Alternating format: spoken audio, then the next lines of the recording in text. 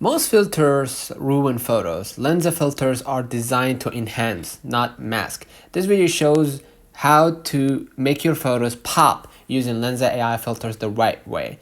Now, understand the filter intent. Filters adjust mood, tone, emphasis. They should support the photo, not replace it. You should have a perfect photo, right? Like this one, right? With good lighting, good background, good camera, right? A travel photo should be like a dull sky, flat colors, right? But if you're like me using this kind of photos, right? What you're gonna do, you're gonna just select a good filter here, right? And just wait a moment, right? To see the final outcome. You can see the magic. You can see before, after, before, after, before, after. You can also apply the same thing to enhance your own photo, right? Before, after. And same goes mid,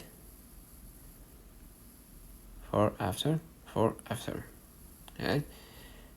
You can use also magic retouch here. Use a morning, right?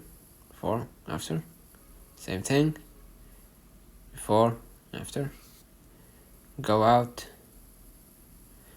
Before, after. Okay.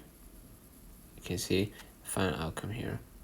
And you can also use presets here for adjusting the background filter.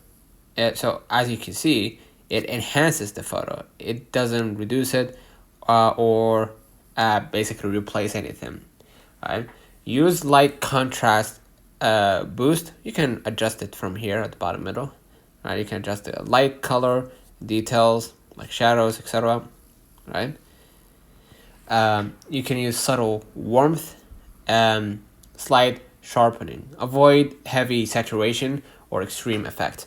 But I advise you not to go there if you already have a perfect photo, like like the one I do, the one I have, then that shouldn't be a problem.